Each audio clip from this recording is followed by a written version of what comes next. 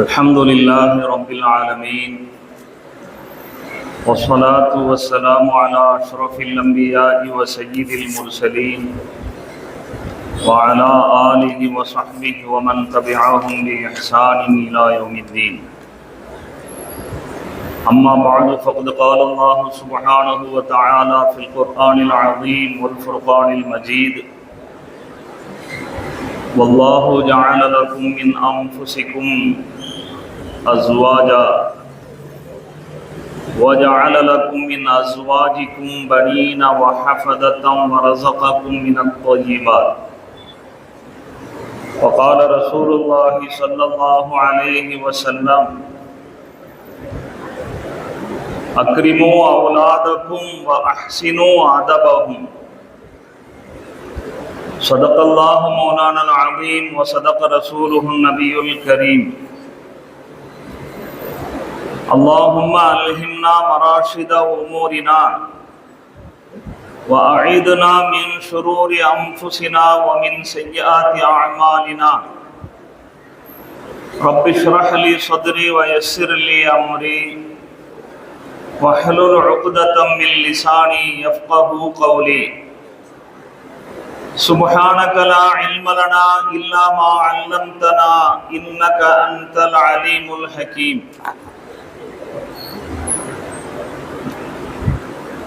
எல்லா புகழும் புகழ்ச்சியும் ஏக இறைவன் அல்லாஹ் ஒருவனுக்கே சொந்தம்.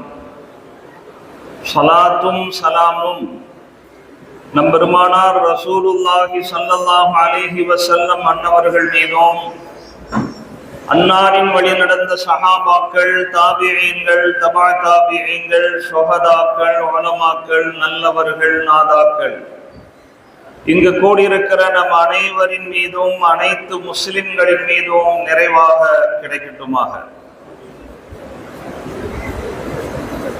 சிறப்பான இந்த மீலாது தொடர் சொற்பொழிவு நிகழ்வின் மரியாதைக்கும் மிகுந்த மேன்மைக்கும் உரித்தான ஷைகுல் ஜாமியா ஹஸ்ரத் கிப்லா பெருந்தகை அவர்களுடைய தலைமையில் நடைபெற்றுக் கொண்டிருக்கிறது. கண்ணியத்துக்குரிய ஹஸ்ரத் பெருந்தகை,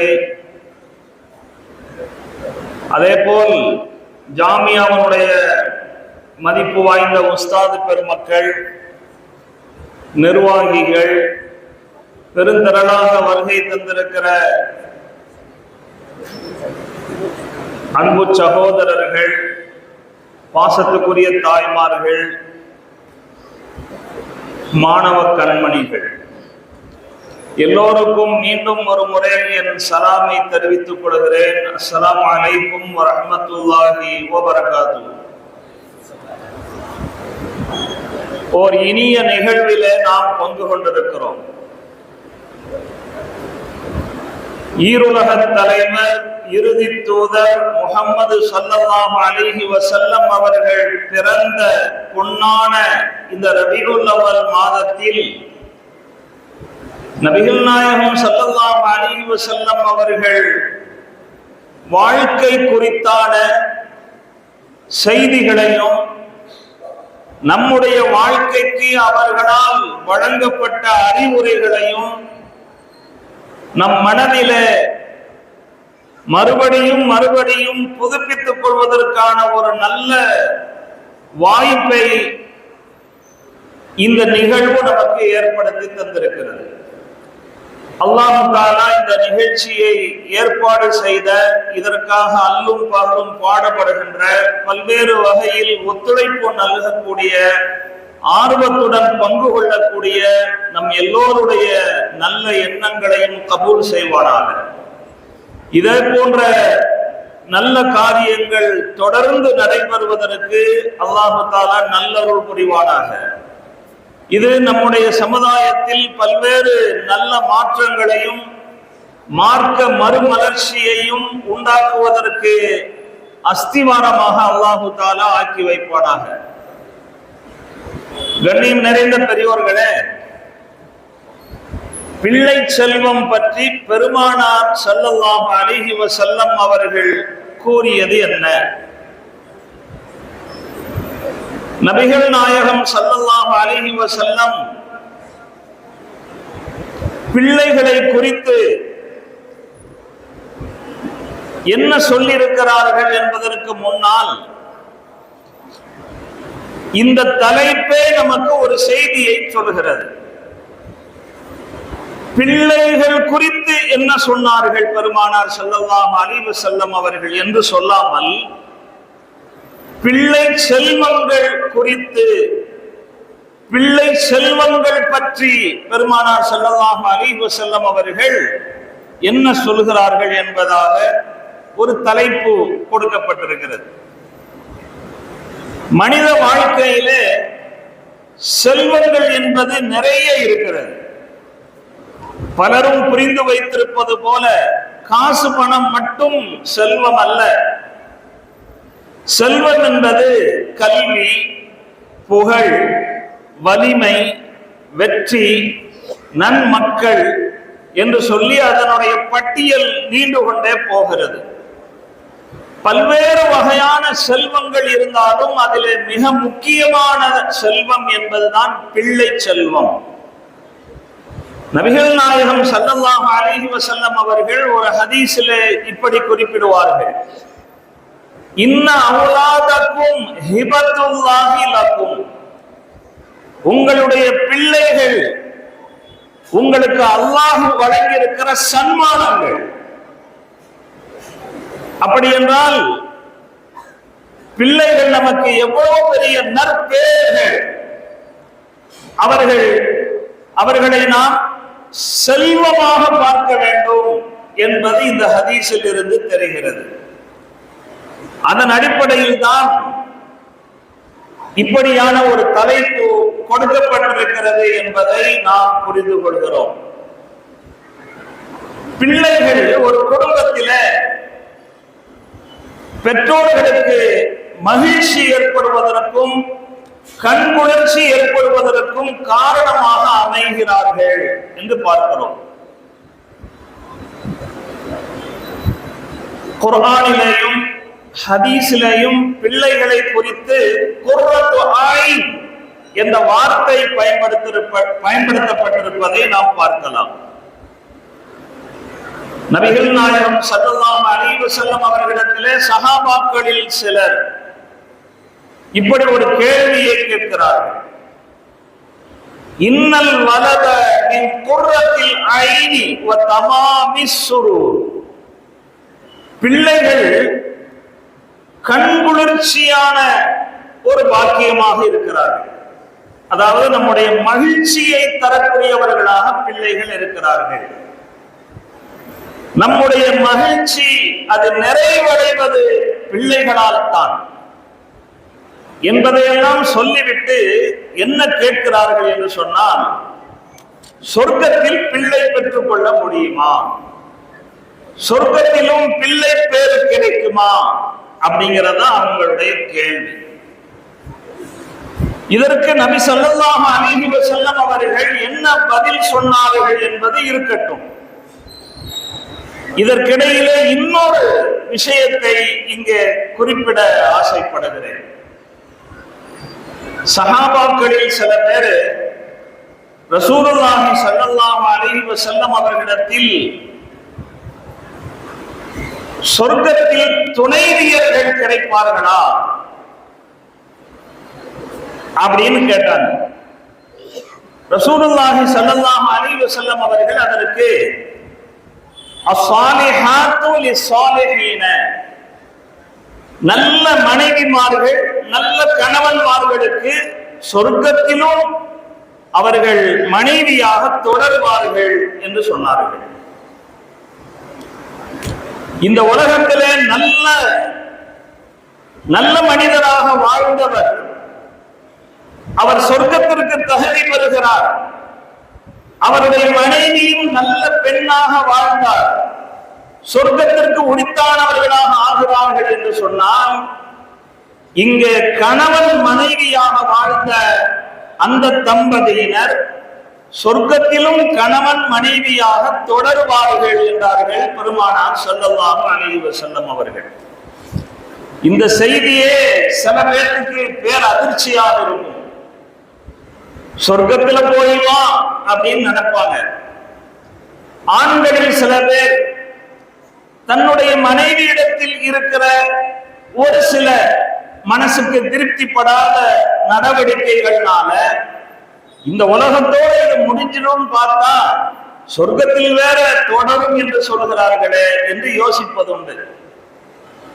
பெண்களை கூட சில பேரு அங்கேயும் போய் இந்த மனுஷனுடன் தானா என்பதாகவெல்லாம் யோசிப்பதுண்டு. அப்படி நாம் யோசிக்க வேண்டியதில்லை, பயப்பட வேண்டியதில்லை. சொர்க்கத்தை பொறுத்த வரைக்கும் என்ன மாதிரியான விஷயங்களை நாம் ஆண்கள் பெண்களிடமிருந்து வெறுக்கிறோமோ அல்லது பெண்கள் கணவன்மார்களிடத்தில் இருக்கிற கெட்ட பண்புகள் என்று எதை வெறுக்கிறோமோ அதை அடிப்படையாக வைத்து சொர்க்கத்தில் அவரெல்லாம் வேண்டாம் என்று நினைப்போமோ அப்படிப்பட்ட எந்த கெட்ட குணமும் பெண்களிடத்திலும் இருக்காது, ஆண்களிடத்திலும் இருக்காது. சொர்க்கத்துடைய வாழ்க்கை என்பது இவைகள் எல்லாவற்றிற்கும் அப்பாற்பட்டது. மிக தூய்மையான நடத்தை உள்ளவர்களாக ஆண்களும் இருப்பார்கள், மிக தூய்மையான குணம் படைத்தவர்களாக பெண்களும் இருப்பார்கள். கண்ணியம் நிறைந்த பெரியோர்களே, இந்த கேள்விக்கு நபிகள் நாயகம் ஸல்லல்லாஹு அலைஹி வஸல்லம் அவர்கள் பதில் சொன்னவுடன் அடுத்த கேள்வியை கேட்கிறார்கள் சஹாபாக்கள். அந்த ஹதீஸுடைய தொடரிலே வருகிறது, நல்ல மனைவிமார்கள் சொர்க்கத்தில் நல்ல கணவன்மார்களோடு இணைந்து வாழ்வார்கள். இவர்களுக்கு அவர்கள் இன்பமாக, அவர்களுக்கு இவர்கள் இன்பமாக அவர்களுடைய சொர்க்க வாழ்க்கை தொடரும் அப்படின்னு சொல்லிட்டு கைர அல்லாஹ் தவாலுட பிள்ளை பெற்றுக் கொள்ளும் பழக்கம் அங்கே இருக்காது அப்படின்னு வேறொரு ஹதீஸ்ல சொல்லியிருக்காங்க. அப்போ சொர்க்கத்துடைய பொதுவான நியதி என்னன்னு சொன்னா பிள்ளை பெற்றுக் கொள்ளக்கூடிய வளமை சொர்க்கத்தில் கிடையாது. ஆனா சஹாபாக்கள் கேட்டாங்களே தெளிவாக பிள்ளை பேரை குறித்து சொர்க்கத்தில் அவர்கள் தங்களுடைய விருப்பத்தை தெரியப்படுத்தினார்களே. நம்மள சில பேருக்கு வித்தியாசமான ஆசைகள் எல்லாம் தோணும். வலக்கும் ஃபீஹா மா தஷ்தஹி அன்ஃபுசுக்கும், உங்களுடைய மனது விரும்புகிற எல்லாம் சொர்க்கத்தில் கிடைக்கும் என்று அல்லாஹ் சொல்லியிருக்கிற காரணத்தினாலே இது பற்றிய விஷயங்களை கேட்கிற சமயங்களில் பலரும் அவரவருக்கு தகுந்தால் போல் தங்களுடைய ஆசைகளையும் விருப்பங்களையும் வெளிப்படுத்துவதை பார்க்கிறோம். ஒருவர் இது போன்ற சொர்க்கத்தை பற்றிய, சொர்க்கத்துடைய நிலைகளை பற்றிய பயானை கேட்ட போது பயான் முடிந்தவுடன் ஹஸரத்தை கூப்பிட்டு சொர்க்கத்தில் பீடி கிடைக்குமா அப்படின்னு கேட்டாராம். தம் அடிக்கும் பழக்கம் உள்ளவர். யாருக்கு எதில் அதிக ஈடுபாடு இருக்கிறதோ அவர்கள் சொர்க்கத்தை பற்றிய பேச்சு வரும்போதெல்லாம் தனக்கு அங்கேயும் இந்த விஷயத்தை செய்வதற்கு வாய்ப்பு கிடைக்குமா என்று யோசிப்பது இயல்பு. இந்த கேள்விக்கு எப்படி பதில் சொல்றது என்று யோசித்த ஹஸ்ரத், கிடைக்கும், ஆனா பற்ற வைப்பதற்கு நரகத்துக்கு தான் போகணும் அப்படின்னு சொல்லிட்டு ஒரு லாபகமான பதிலை சொல்லி தப்பித்துக் கொண்டார் என்று பார்க்கிறோம். பாடத்தில் சில மாணவர்கள் கூட சொர்க்கம் பற்றிய விஷயங்கள் வருகிற போது பொருத்தமில்லாத சில கேள்விகளை கேட்பார்கள். சில பேருக்கு தூங்குறதுன்னா அவ்வளவு சுகம், சொர்க்கத்தில் தூங்க முடியுமா அப்படிங்கிற அந்த எண்ணம் நிறைய பேருக்கு இருக்கு. ஹஜ்ரத் ரசூலுல்லாஹி ஸல்லல்லாஹு அலைஹி வஸல்லம் அவர்கள் அன்னௌமு அஹுல் மௌத், தூக்கம் என்பது மரணத்திற்கு ஒப்பான ஒரு நிகழ்வு. லா யமூது அஹ்லுல் ஜன்னah, சொர்க்கவாசிகளுக்கு மரணமும் ஏற்படாது, மரணத்துக்கு ஒப்பான தூக்கமும் ஏற்படாது என்று பதில் சொல்லியிருக்கிறார்கள். இந்த கால பிள்ளைகளிடத்துல அநேகமாக சொர்க்கத்திலே உனக்கு என்ன வேண்டும் என்று கேட்டால் அதிகமான பிள்ளைகள் என்ன சொல்வார்கள் என்றால் செல்போன் கிடைக்குமா அப்படின்னு சொல்லி கேட்பாங்கன்னு நினைக்கிறேன். ஏன்னா இந்த காலத்துல செல்போன் தனக்கு கிடைப்பது எல்லாம் கிடைத்தது போல உணரக்கூடிய ஒரு காலகட்டம்.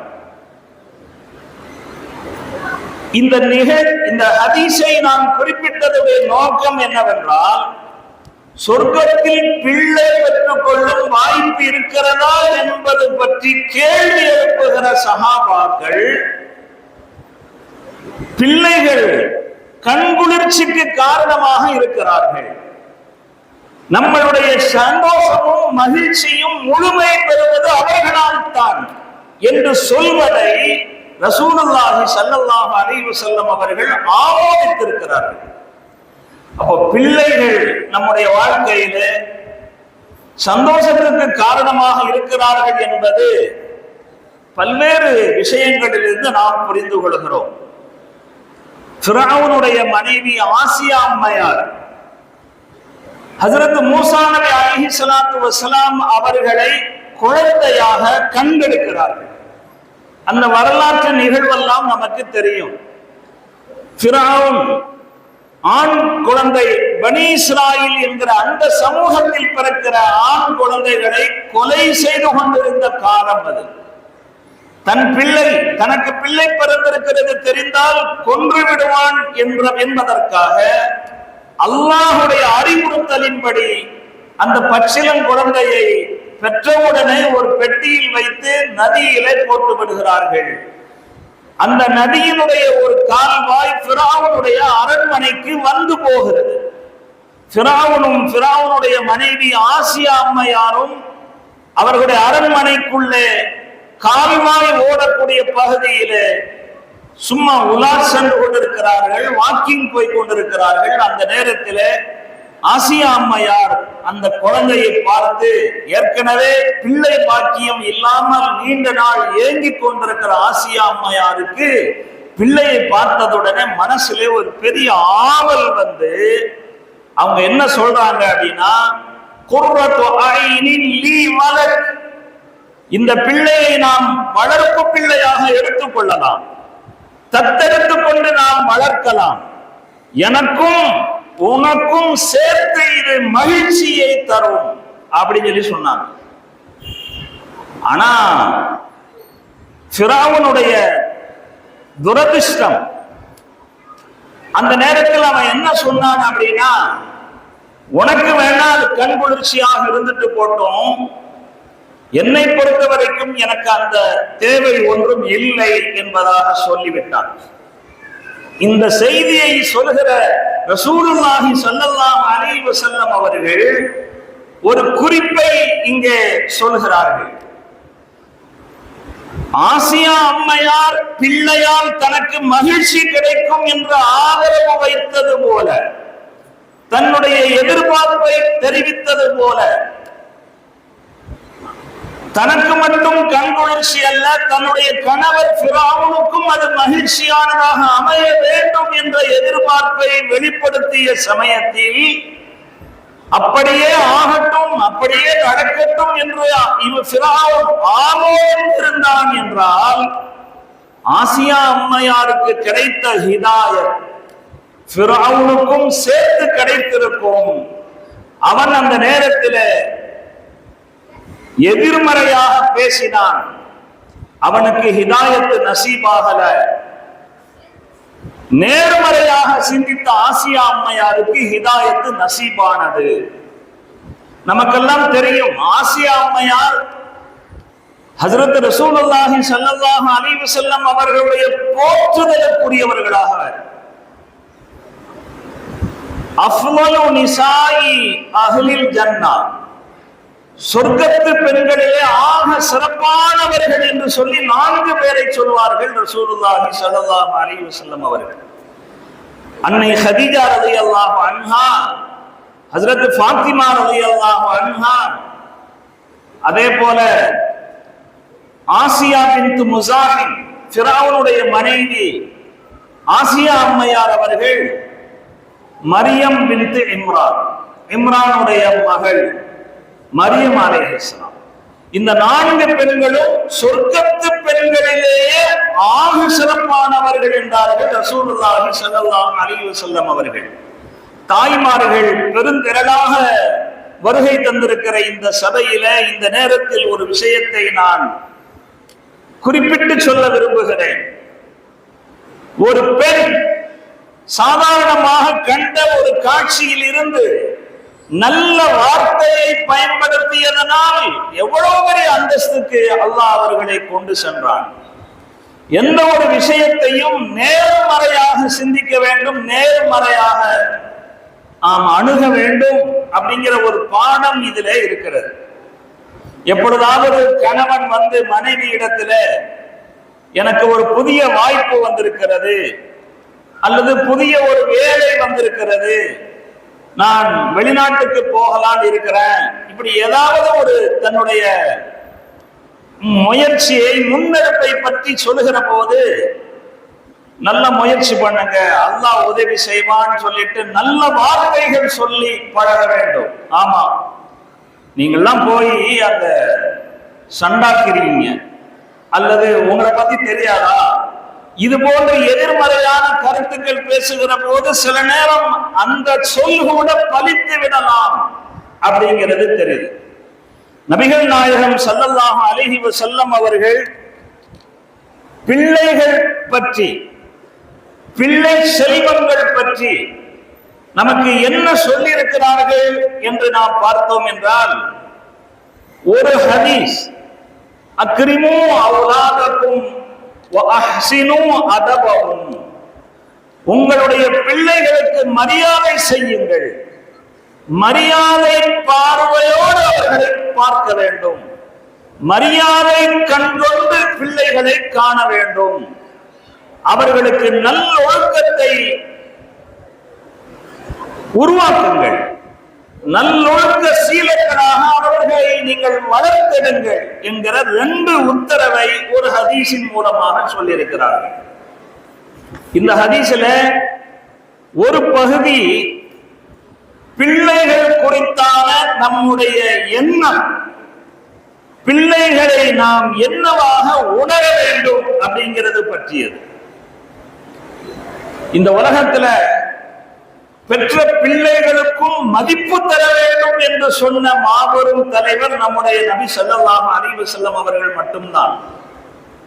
இந்த இக்ராம்ங்கிற வார்த்தை இருக்க, அக்ரிமு, நீங்கள் இக்ராம் செய்யுங்கள் அப்படிங்கிறத ரசூலுல்லாஹி ஸல்லல்லாஹு அலைஹி வஸல்லம் அவர்கள் பல்வேறு விஷயங்களுக்கு பயன்படுத்தி இருக்கிறார்கள். எல்லா வகையான ஹதீசுகளில் வந்திருக்கிற இக்ராமுக்கு நாம் ஒரே மாதிரி பொருள் சொல்ல முடியாது.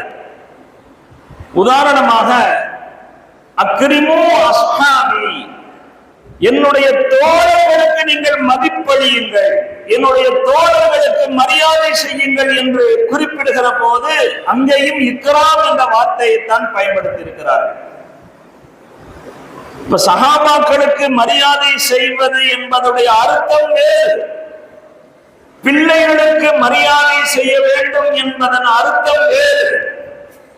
சொல்ல போனால் ஹதீஸ்ல இப்படியும் ஒரு வாசகம் வருகிறது, அக்ரிமு அம்மதக்கும் அந்நஹ்லா, உங்களுடைய சிறிய தந்தை போன்று இருக்கிற பேரித்த மரங்களுக்கு இக்ராம் செய்யுங்கள், பேரித்த மரங்களுக்கு மதிப்பளியுங்கள் என்று கூட ரசூலுல்லாஹி ஸல்லல்லாஹு அலைஹி வஸல்லம் அவர்கள் கூறியிருக்கிறார்கள். எதற்காக அப்படி சொன்னார்கள் என்று ஹதீஸுடைய விதிமுறையை பார்க்கிற போது, ஆதம் அலைஹிஸ்ஸலாத்து வஸ்ஸலாம் அவர்களை படைப்பதற்கு பயன்படுத்திய களிமண்ணின் மிச்ச பகுதியை பயன்படுத்தி பேரித்த மரத்தை அல்லாஹ் உருவாக்கினான் என்று பார்க்கிறோம். அதனாலதான் உங்களுடைய சச்சாவின் சிறிய தந்தையின் ஸ்தானத்தில் இருக்கிற பேரித்த மரத்துக்கு மரியாதை செய்யுங்கள் என்று அல்லாஹ் இது நபிகள் நாயகம் ஸல்லல்லாஹு அலைஹி வஸல்லம் அவர்கள் குறிப்பிட்டார்களா. இன்னொரு விளக்கம் என்ன சொல்லப்படுகிறதுனா, மரங்களிலேயே பேரிச்ச மரம் மட்டும்தான் மனிதனோடு பல்வேறு விஷயங்களில் ஒத்து போகிறது, அதனால் அப்படி சொன்னார்கள் என்று வருகிறது. அதற்குள்ளே விரிவாக போக வேண்டிய அவசியம் இல்லை என்று நினைக்கிறேன். இங்கே நாம் புரிந்து கொள்ள வேண்டியது, பேரித்த மரத்துக்கு செய்கின்ற இக்ராம் என்பதும் சஹாபாக்களுக்கு செய்கின்ற இக்ராம் என்பதும் ஒன்றா என்றால் இல்லை. பேரித்த மரத்தை மற்ற மரங்களை விட விசேஷமான மரம் என்று பாருங்கள். அதற்கு மற்ற மரங்களை விட மதிப்பு அதற்கு கூடுதலாக இருக்கிறது.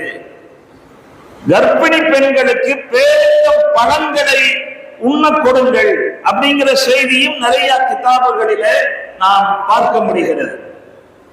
சரி, அப்போ பிள்ளைகளுக்கு இக்ராம் செய்ய வேண்டும் என்று சொன்னால் அவர்களை ரொம்ப மரியாதையாக நடத்த வேண்டும் என்பதற்கான பொருள் என்ன? முதல்ல அல்லாஹ்வுடைய பாக்கியமாக அவர்கள் நமக்கு கிடைத்திருக்கிறார்கள் என்று உணர வேண்டும். பொதுவாக பிள்ளைகளை பற்றி சில பேர்த்துக்கு ரொம்ப குறைவான எண்ணம் இருக்கிறது. பிள்ளைகளை பற்றி அவமரியாதையோடு பார்க்கக்கூடிய நடைமுறை சில பெற்றோர்களிடத்திலே இருக்கிறது. சில பேர் என்ன நினைக்கிறாங்க அப்படின்னா, கல்யாணம்னு நடந்தா இல்லற வாழ்க்கையில் ஈடுபடுதல் என்பது இயல்பு. இல்லற வாழ்க்கையில் ஈடுபடுதல் என்பது நடந்தால் குழந்தை பிறப்பது என்பது இயல்பு. அதெல்லாம் ஒரு பெரிய விஷயமா அப்படின்னு நினைக்கிறது உண்டு. இன்னும் சில பேரு இதற்கு அப்பால் சென்று எனக்குன்னு வந்து வாய்ச்சிருக்கு பாரு சனியன் என்று பிள்ளைகளை தரக்குறைவாக பேசுவதுண்டு. அப்படியெல்லாம் பேசக்கூடாது, அப்படியெல்லாம் மதிப்பற்றவர்களாக பிள்ளைகளை கருதக்கூடாது, நடத்தக்கூடாது என்கிற அறிவுரை நபிகள் நாயகம் ஸல்லல்லாஹு அலைஹி வஸல்லம் அவர்கள் இந்த ஹதீஸிலே சொல்லி தந்திருக்கிறார்கள். இன்னும் சில பேரு பிள்ளைகள் பெற்றுக்கொள்வதை சுமையாக நினைத்து கொண்டு, அல்லது அதெல்லாம் பெரிய சல்ல, அதெல்லாம் பெரிய தொல்ல அப்படின்னு நினைச்சுக்கிட்டு பிள்ளை பெற்றுக் கொள்ளாமலேயே வாழ்ந்து விடலாம் என்று நினைப்பவர்களும் உண்டு. கல்யாணம்னு பண்ணனா பிள்ளை பிறந்துருமே என்பதற்காக கல்யாணம் பண்ணிக்கிறாமலே வாழ்ந்துட்டு போயிடலாம்னு நினைக்கிறவங்களும் உண்டு. இப்ப சமீப காலமா அதற்கென்று சில வார்த்தைகளை உபயோகத்தில் விட்டிருக்கிறார்கள். சிங்கிளாகவே நான் இருக்க போகிறேன், அதுவும் முரட்டு சிங்கிளாக வாழப் போகிறேன் என்று முடிவெடுக்கிற வாலிபர்கள் இன்று உருவாகி வருவதை பார்க்கிறோம். நபிகள் நாயகம் ஸல்லல்லாஹு அலைஹி வஸல்லம் அவர்கள் பிள்ளைகளை கண்ணியத்தோடு பார்க்க வேண்டும், மரியாதையோடு பார்க்க வேண்டும். பிள்ளைகள் நமக்கு கிடைப்பது அது அல்லாஹ்வுடைய கிஃப்ட், அல்லாஹ்வுடைய சன்மானம் என்று கருத வேண்டும் என்று சொல்லுகிறார்கள். நமக்கெல்லாம் தெரியும், சமீப காலமாக ஒரு அரசியல் சர்ச்சை ஒன்று போய்கொண்டிருக்கிறது. அது என்னன்னா, நாடாளுமன்ற தொகுதிகள் மறுவரையறை, அது பற்றிய ஒரு மசோதாவுக்காக மத்திய அரசாங்கம் முயற்சித்து முதல் முறையில் அதை தோற்று போய்விட்டது. தமிழ்நாடு அதை வன்மையாக எதிர்க்கிறது. என்ன காரணம் சொல்கிறார்கள் என்று சொன்னால், மத்திய அரசு ஒரு நேரத்தில் மக்கள் தொகையை கட்டுக்குள் கொண்டு வர வேண்டும் என்பதற்காக குடும்ப கட்டுப்பாடு விஷயத்தை மக்களுக்கு மத்தியில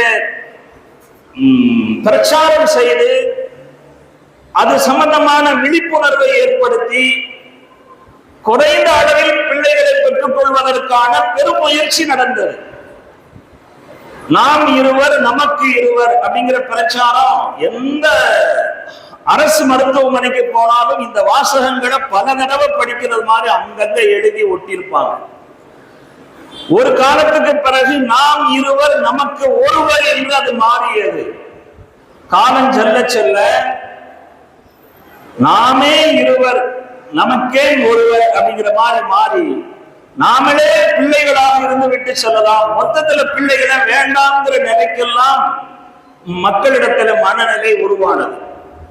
இப்ப தர்ம சங்கடம் என்னன்னா, அரசாங்கம் கொண்டு வந்த ஒரு திட்டம், ஒரு அறிவுரைக்கு மதிப்பளித்து தமிழ்நாட்டு மக்கள் பெரும் வாரியாக பிள்ளைகளை பெற்றுக் கொள்வதை தவிர்த்தார்கள். மக்கள் தொகை விகிதாச்சாரப்படி தொகுதிகள் கணக்கீடு வழங்கப்படும் என்கிற போது தமிழ்நாட்டுக்கு அது மிக குறைவாக கிடைக்கிறது. அதனால் எங்களுக்கு இது வேண்டாம், கொஞ்ச காலம் எங்களுக்கு அவகாசம் கொடுங்கள், ஒரு 25 வருஷம் எங்களுக்கு மறுபடியும் நேரம் கொடுங்கள் அப்படின்னு சொல்லி கேட்டு பிள்ளைகளை அதிகம் பெற்றுக்கொள்வது, அதுக்கு அல்லது பிள்ளைகளை பெற்றுக்கொள்வதை தவிர்ப்பது, இதனால் ஏற்படக்கூடிய பிரச்சனை இன்று அரசியலிலே சூடு பிடித்திருப்பதை பார்க்கிறோம்.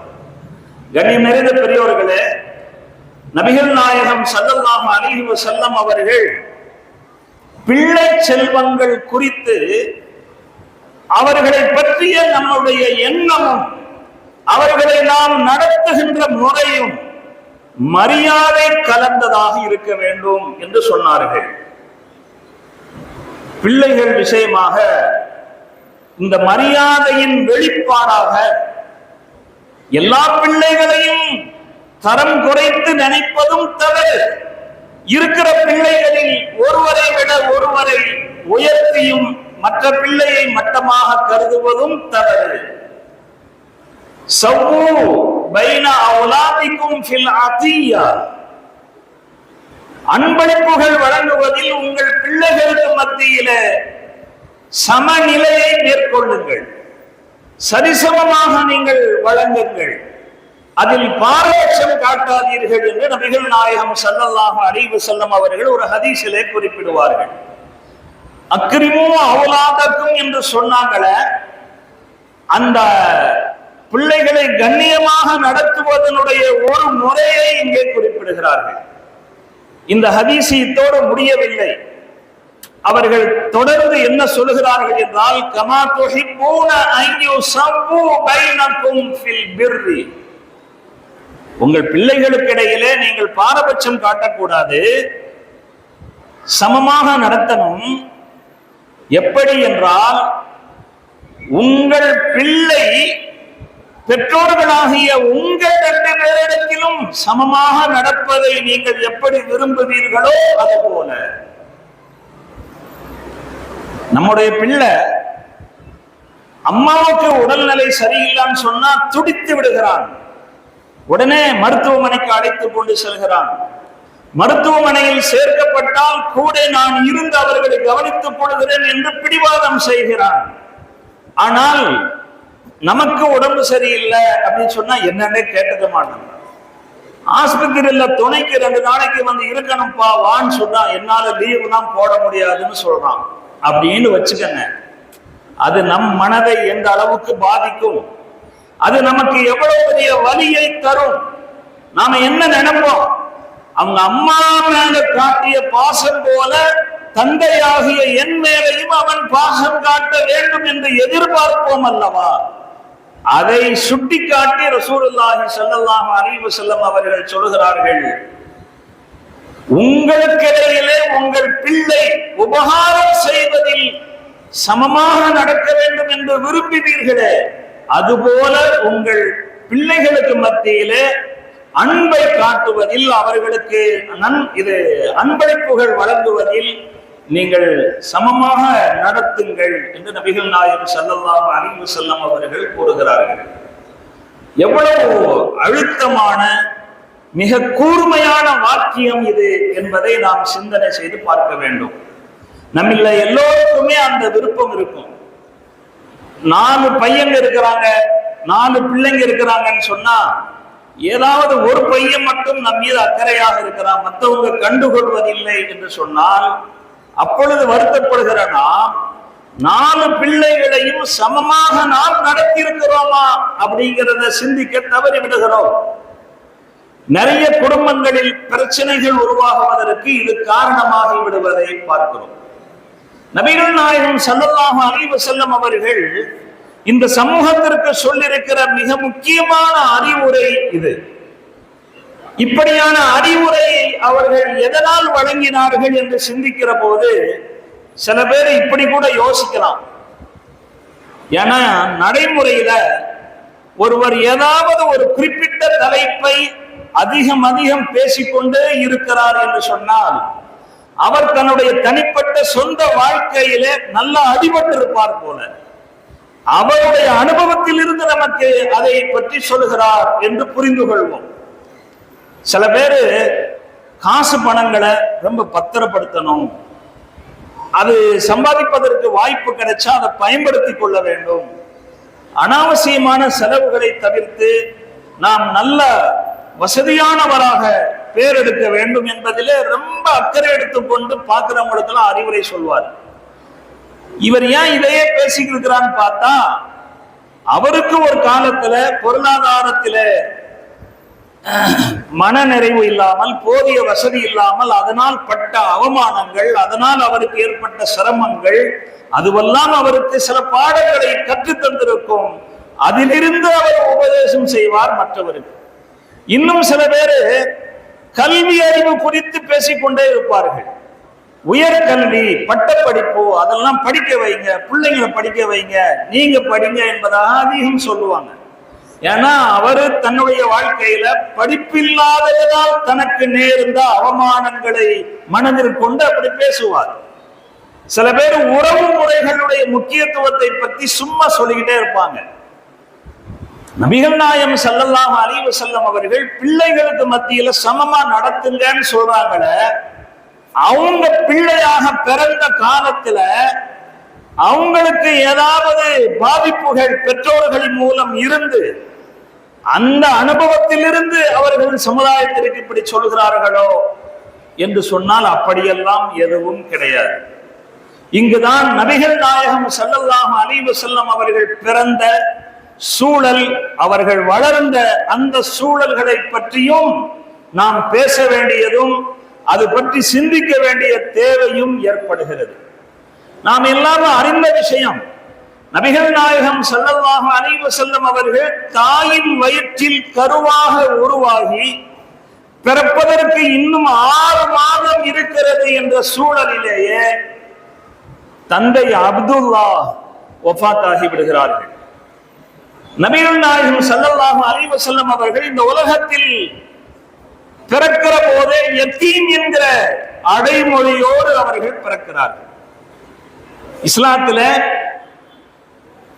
யாருக்கு தந்தை இல்லையோ, அதாவது தந்தை வஃபாத்தாகி விட்டிருப்பாரோ அவரை யத்தீம் என்று சொல்வார்கள். தாயும் தந்தையும் சேர்ந்து இல்லாமல் போய்விட்டார்கள், 2 பேருமே இறந்து விட்டார்கள் என்று சொன்னால் அவர்களுக்கு லத்தீம் என்ற பெயர். நபிகள் நாயகம் ஸல்லல்லாஹு அலைஹி வஸல்லம் அவர்கள் யத்தீமாக இந்த உலகத்தில் பிறந்தாலும் கூட அவர்களுடைய பிறப்பு என்பது மிகப்பெரிய அதிசயமாக இந்த உலகத்துக்கு வரலாற்றிலே பதிவாகி இருக்கிறது. அவர்கள் பிறந்து வளர்ந்த குழந்தை பருவமும் கூட அற்புதங்கள் நிறைந்த நிகழ்வுகளாக இருக்கிறது. நபிகள் நாயகம் ஸல்லல்லாஹு அலைஹி வஸல்லம் அவர்கள் 6 வயதுடையவர்களாக இருக்கிற போது அவங்களுடைய தாயார் ஆமினா அம்மையார் வஃபாத்தாகி விடுகிறார்கள். அப்ப இதுவரையிலும் யத்தீம் என்ற பெயரோடு இருந்த முஹம்மது நபி ஸல்லல்லாஹு அலைஹி வஸல்லம் அவர்கள் 6 வயதிற்கு பிறகு லத்தீம் என்ற பெயரையும் சேர்த்து பெற்று விடுகிறார்கள். அரபியில தாய் மட்டும் ஒரு பிள்ளைக்கு இறந்து போய்விட்டார் என்று சொன்னால் அந்த பிள்ளைக்கு அல் அஜிஜி என்று பெயராமா. நம்மள நடைமுறையில தாய் இல்லாட்டியும் கூட என்ன சொல்லுவோம்னா பாவம் யத்தீம் அப்படின்னு சொல்லி சொல்லுவோம். அதே மாதிரி திருமணம் முடிக்கிற பருவத்தில் ஒருவர் இருப்பார், தந்தை வஃபாத்தாக இருந்தால் பையன் அனாத, அவனுடைய கல்யாணத்துல நான் கலந்துக்கணும் அல்லது அவனுக்கு நான் ஏதாவது உதவி செய்யணும்னு சொல்லுவோம். மார்க்க சட்டப்படி யத்தீம் என்பது பருவ வயது அடைகிற வரையிலும் தான் அந்த பெயர். நபிகள் நாயகம் ஸல்லல்லாஹு அலைஹி வஸல்லம் அவர்கள் பிறந்த அந்த சூழலும் அவர்கள் வளர்ந்த அந்த அமைப்பும் அவர்களுக்கு உடன்பிறப்புகள் என்றே யாரும் இல்லை. தந்தை என்று சொல்வதற்கும் தந்தை என்ற பெயரில் அந்தஸ்தில் இருந்து கொண்டு நபிகள் நாயகம் ஸல்லல்லாஹு அலைஹி வஸல்லம் அவர்களை கவனித்துக் கொள்வதற்கும் தந்தை உயிருடன் இருக்கவில்லை. அப்படி இருக்கிற போது அவர்கள் தன் வாழ்நாளில் பெற்றோர்களால் பாதிக்கப்பட்டிருக்கிறார்கள். 2-3 பிள்ளைகளில் ஒருவருக்கு மட்டும் நல்ல கவனிப்பு, மற்றவர்களை அவர்கள் சரியாக கவனிக்கவில்லை அல்லது தன்னை சரியாக கவனிக்கவில்லை.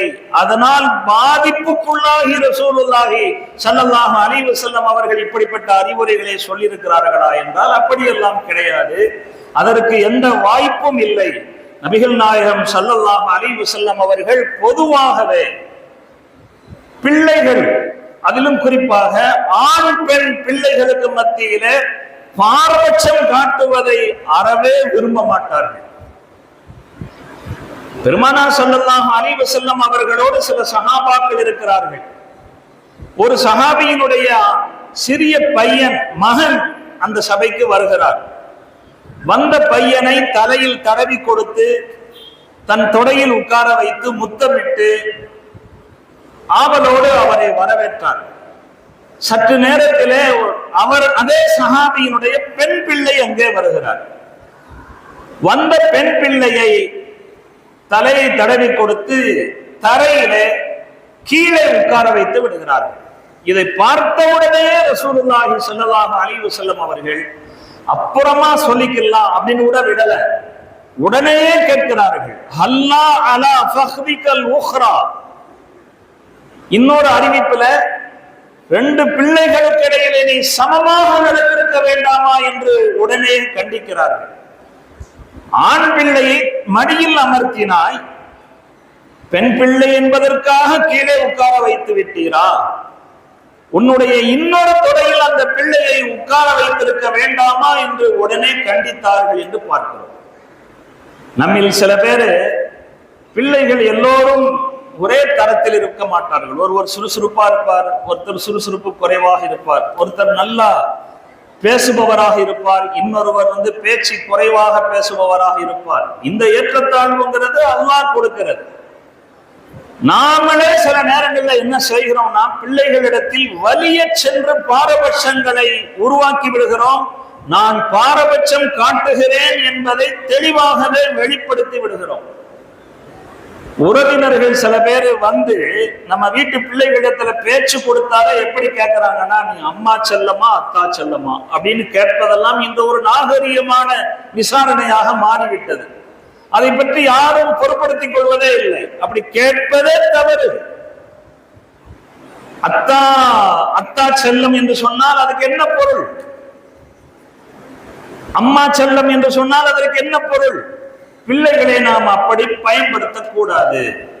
நபிகள் நாயகம் ஸல்லல்லாஹு அலைஹி வஸல்லம் அவர்கள் 2 அறிவுரைகள் சொன்னார்கள். அதில் ஒன்று, அக்ரிமு அவுலாதக்கும், உங்கள் பிள்ளைகளுக்கு நீங்கள் இக்ராம் செய்யுங்கள், மரியாதையோடு நடத்துங்கள், மரியாதையான பார்வையோடு பாருங்கள். அந்த மரியாதை எப்படியெல்லாம் வெளிப்பட வேண்டும் என்பதை பற்றியும் சில விஷயங்களை சொன்னார்கள். 2வது விஷயம், வஅஹ்சினு அதபஹும், அவர்களை நல்லொழுக்க சீலர்களாக உருவாக்குங்கள். பிள்ளைகளை நாம் எப்படி வளர்த்தெடுக்க வேண்டும் என்கிற ஒரு மகத்தான அறிவுரையை சுருக்கமான முறையிலே நபிகள் நாயகம் ஸல்லல்லாஹு அலைஹி வஸல்லம் அவர்கள் சொல்லியிருக்கிறார்கள். பிள்ளைகளை ஒழுக்க சீலர்களாக உருவாக்குவது என்றால் அது 2 விதத்தில் நடக்க வேண்டும்.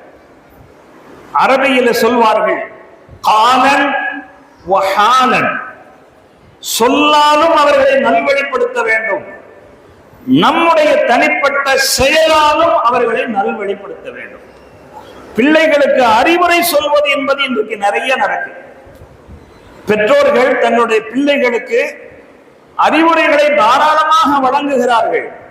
ஆனால் அந்த அறிவுரையை பிள்ளை ஏற்றுக்கொள்ளும் தரத்தில் இவர்களுடைய செயல்பாடு இருக்கிறதா அப்படின்னு கேட்டா அதுதான் ரொம்ப கேள்விக்குறியான விஷயமாக இருக்கிறது. பிள்ளைகள் நாம் என்ன சொல்லுகிறோம் என்பதை விட என்ன செய்கிறோம் என்பதை உன்னிப்பாக கவனிக்கிறார்கள். கண்ணியத்துக்குரிய பெரியவர்களே, பாசத்துக்குரிய தாய்மார்களே, பிள்ளைகளுக்கு நிறைய அறிவுரைகளை நாம் சொல்கிறோம். ஆனால் அந்த அறிவுரைக்கு முரண்பாடான செயல் நம்மிடத்தில் இருப்பதையும் பிள்ளைகள் பார்க்கிறார்கள். பிறகு எப்படி நம்முடைய சொல்லை கேட்பார்கள்? பொய்யெல்லாம் பேசக்கூடாதுன்னு பிள்ளைக்கு சொல்றோம்.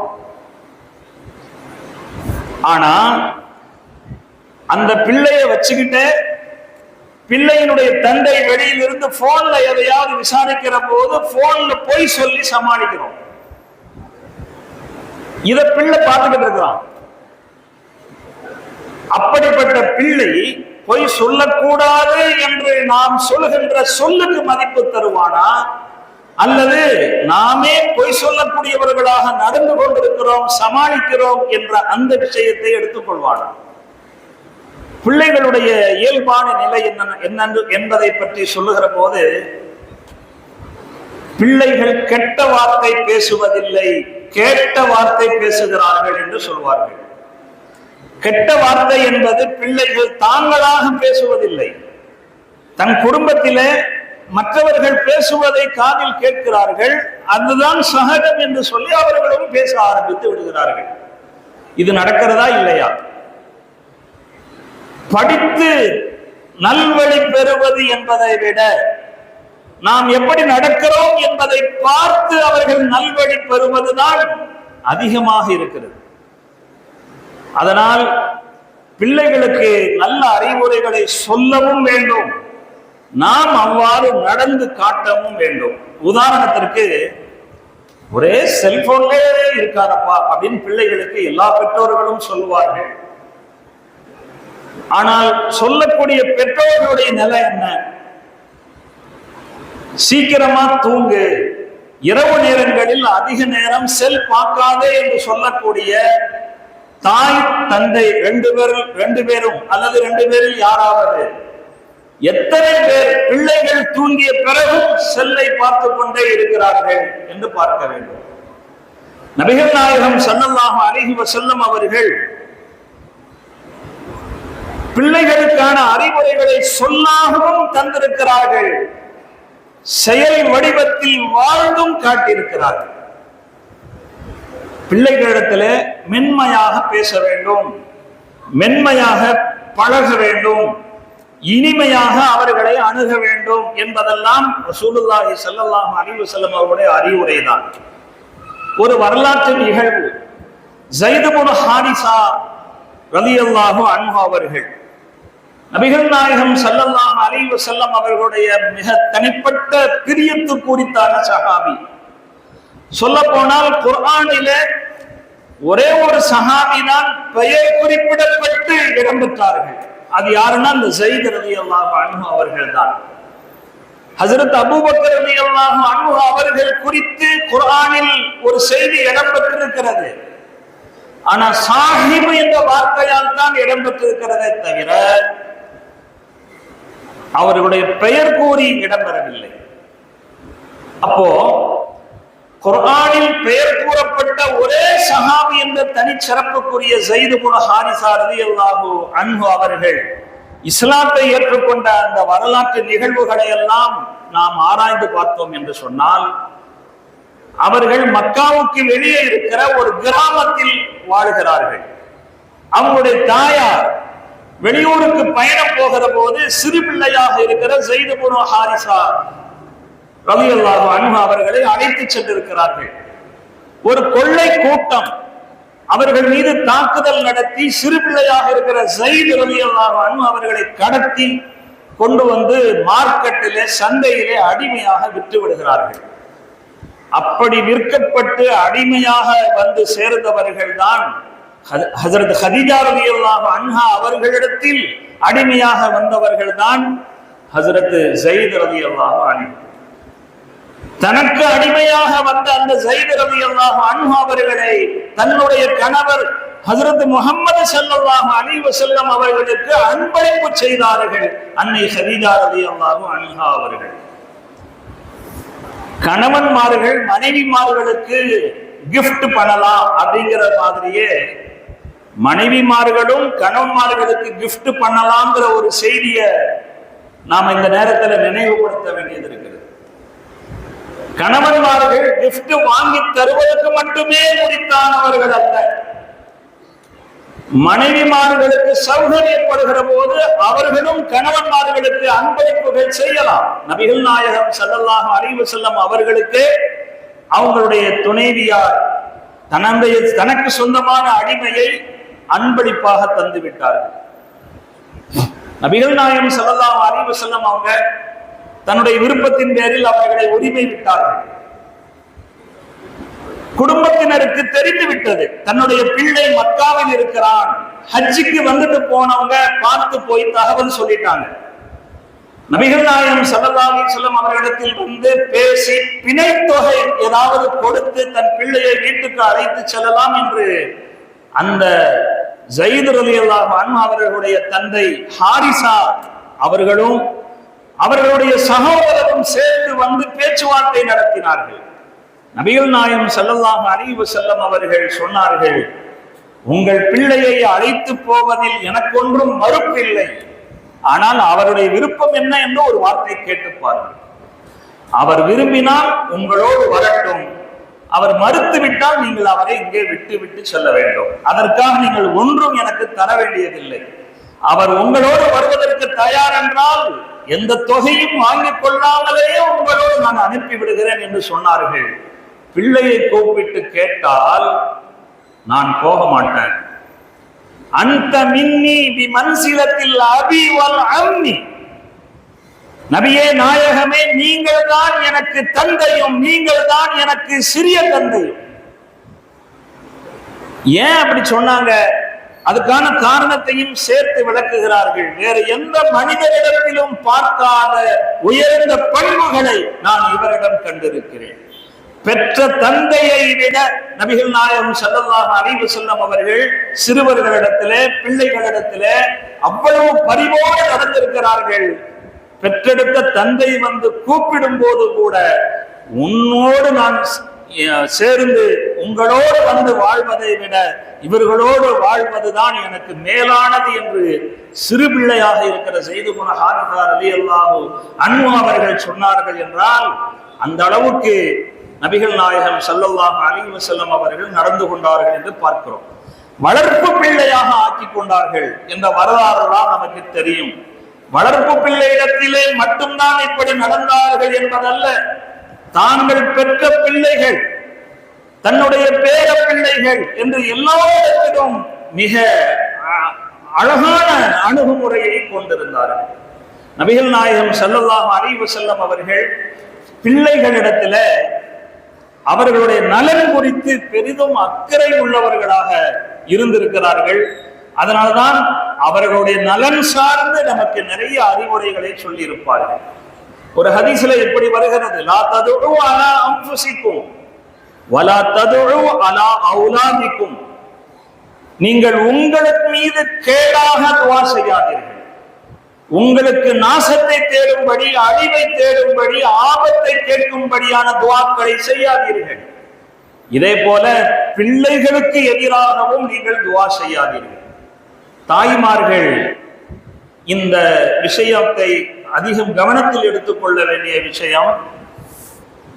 ஏதாவது ஒரு நெருக்கடியும் சங்கடமும் பிள்ளைகளால் தொந்தரவும் வருகிற போது மிக சீக்கிரமாக சாபங்களை அவர்களுக்கு எதிரான துஆக்களை சொல்லிவிடுவது என்பது அதிகமாக நடக்கிறது. அந்த மாதிரி எல்லாம் இருக்கக்கூடாது. நாம் பயன்படுத்துகிற அந்த நேரம் துஆ அங்கீகரிக்கப்படும் நேரமாக இருந்து விட்டால் அல்லாஹ் அதை கபூல் செய்து விடுவான். அதனால் நீங்க பிள்ளைக்கு எதிராக எப்பொழுதும் துஆ செய்யாதீர்கள் என்று நபிகள் நாயகம் ஸல்லல்லாஹு அலைஹி வஸல்லம் அவங்க சொல்லியிருக்கிறாங்க. கண்ணியத்துக்குரிய பெரியோர்களே, பெற்றோர்களுடைய துஆ ஏதாவது ஒரு ரூபத்தில் அது பலித்து விடும் என்பதற்கு ஒரு உதாரணம் சொல்லுவாங்க. ஒரு அம்மா தன் பிள்ளையை பார்த்து, என்னை இப்படிலாம் சங்கடப்படுத்துறியா, நாளைக்கு நடு ரோட்ல நிற்ப அப்படின்னு சொல்லிட்டு பதுவா செஞ்சுச்சாமா. அவரு வேற வகையில அவர் மோசம் ஒண்ணும் இல்லை, நல்லவர் தான். ஒரு சிறிய பிரச்சனையில தாயுடைய மனசு சங்கடப்பட்டு இப்படி சொல்லிருச்சு. அவருக்கு டிராபிக் போலீஸ் வேலை கிடைச்சது அப்படின்னு சொல்லி சொல்லுவாங்க. அரசு உத்தியோகம் கிடைச்சாலும் கூட தாயினுடைய துவா அங்கே ஏதோ ஒரு விதத்தில் பலித்திருக்கிறது. நடு ரோட்ல நின்றுதான் அவர் என்ன செய்ய முடியும்? வாகனங்களை அங்க போன்னு கையை காட்ட முடியும் அப்படின்னு சொல்லி சொல்லுவாங்க. இதே மாதிரிதான் நல்ல துவா, தாயினுடைய நல்ல துவாவும் கூட அங்கீகரிக்கப்படும். குறிப்பாக பெற்றோர்கள் பிள்ளைகளுக்காக கேட்கிற துவா அது அங்கீகரிக்கப்படுவதில் எந்த சந்தேகமும் இல்லை என்று நபிகள் நாயகம் ஸல்லல்லாஹு அலைஹி வஸல்லம் அவர்கள் சொல்லியிருக்கிறார்கள். கண்ணியம் நிறைந்த பெரியோர்களே, ஒரு சிறுமி உம்மு சலமா ரலியல்லாஹு அன்ஹா அவர்கள் வீட்டில் நபிகள் நாயகம் ஸல்லல்லாஹு அலைஹி வஸல்லம் அவர்கள் இருக்கிற போது அங்கே வர்றாங்க. அவங்க கன்னத்தில் பார்த்தால் கருஞ்சிவப்பிலே ஒரு படர் தாமரை இருக்கிறது.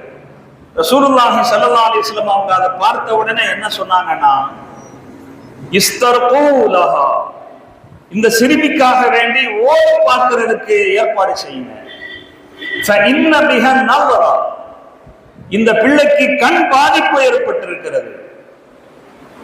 அதாவது ஏதோ ஒரு வீட்டு பிள்ளை, அதுக்கு என்னமோ இருந்துட்டு போகுது, நம்மையா அதை பற்றி எல்லாம் யோசிக்கணும் என்று இல்லாமல் வந்திருக்கிற பிள்ளைக்கு கண் பாதிப்பு, கண்ணேறு இருக்கிறது, அதை சரி செய்வதற்கான வழியை தேடுங்கள் என்று சொல்கிறார்கள் என்று சொன்னால் பிள்ளைகளுடைய நலன் குறித்து எவ்வளவு யோசித்திருப்பார்கள் என்று நாம் பார்க்கிறோம்.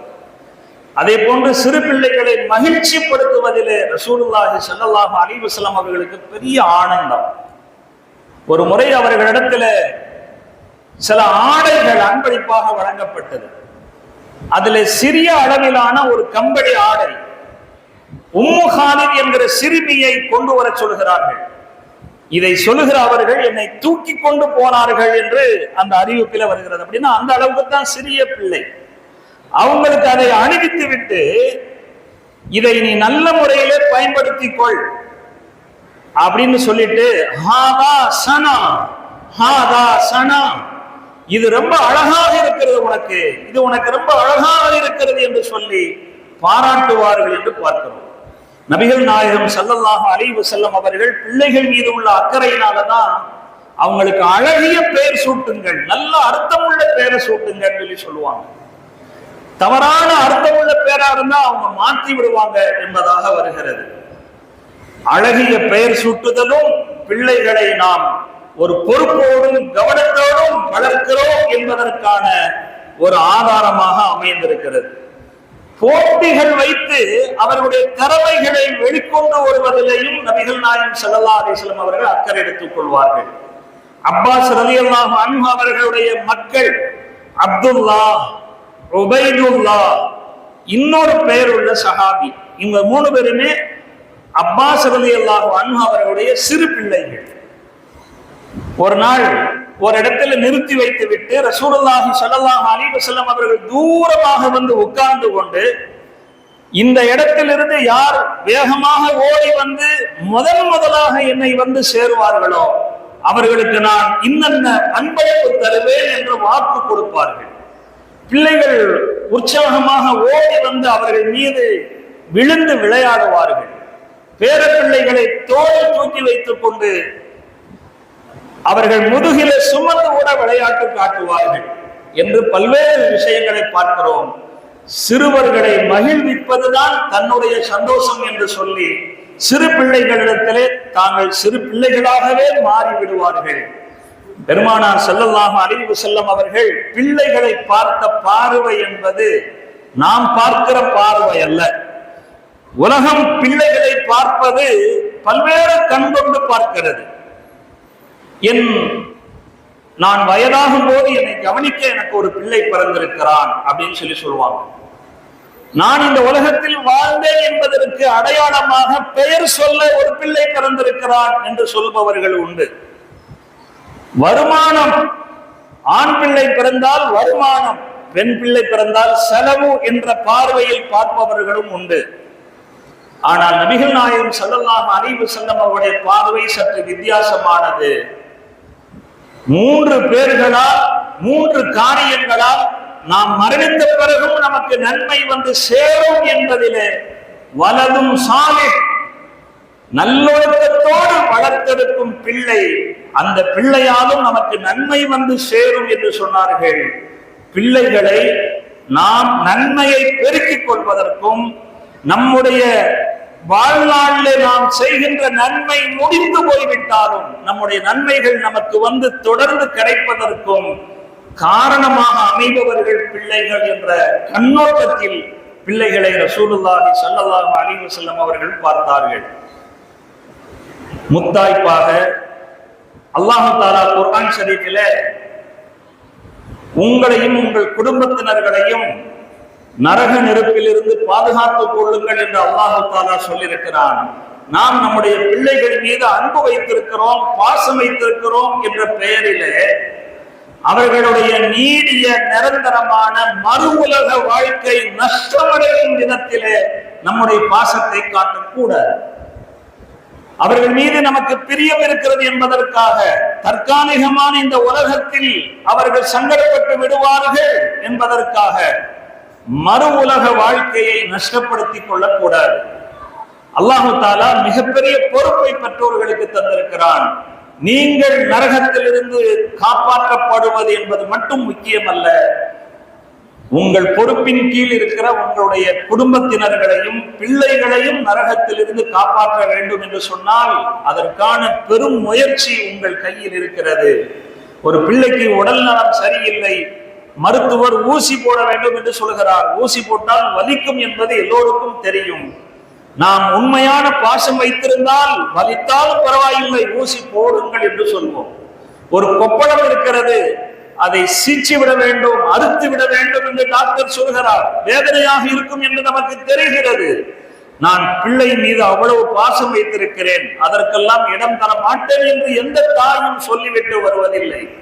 தற்காலிகமான அந்த வேதனையை பொறுத்து கொண்டு சங்கடத்தை தாங்கிக் கொண்டு அதை செய்யும்படி சொல்லுவார். காரணம் என்னவென்றால், இந்த சிறிய சங்கடத்துக்கு பின்னால் ஒரு நீடித்த நிரந்தரமான ஆரோக்கியம் காத்திருக்கிறது என்பதற்காக. அதுபோலதான் மறு உலக வாழ்க்கை, மறு உலகத்துடைய இன்பம், மறு உலகத்துடைய சுகபோகமான சொர்க்கத்து வாழ்க்கை, அதை நாமும் பெற வேண்டும், நம்முடைய சந்ததிகளும் பெற வேண்டும். அதற்கு தகுந்தால் போல் நம்முடைய பிள்ளைகளை வார்த்தெடுக்க வேண்டும். அப்படிப்பட்ட ஒரு நல்ல பாக்கியசாலிகளான பெற்றோர்களாக நாம் அமைய வேண்டும். பிள்ளைகளை ஒழுக்க சீலர்களாக உருவாக்கும் விதமாக நம்முடைய சொல்லும் நம்முடைய செயலும் அமைய வேண்டும். வல்லோன் அல்லாஹ் சுப்ஹானஹு வ தஆலா அத்தகைய பாக்கியம் நிறைந்த மக்களாக நம் அனைவரையும் ஆக்கி அருள் புரிவானாக. நபிகள் நாயகம் ஸல்லல்லாஹு அலைஹி வஸல்லம் அவர்கள் மீது நிறைவான மஹப்பத்தும் அல்லாஹ் தஆலாவுடைய உத்தரவுகளையும் அவனுடைய உயர்ந்த மார்க்கத்தை பற்றுதலோடு கடைபிடிக்கக்கூடிய நல்ல பாக்கியத்தையும் நம் அனைவருக்கும் தந்தருள்வானாக என்று துஆ செய்து வாய்ப்புக்கு நன்றி கூறி என் வார்த்தைகளை நிறைவு செய்கிறேன். ஆகிர் தஅவானா அல்ஹம்துலில்லாஹி ரப்பில் ஆலமீன். அஸ்ஸலாமு அலைக்கும் வரஹ்மத்துல்லாஹி வபரகாத்துஹு.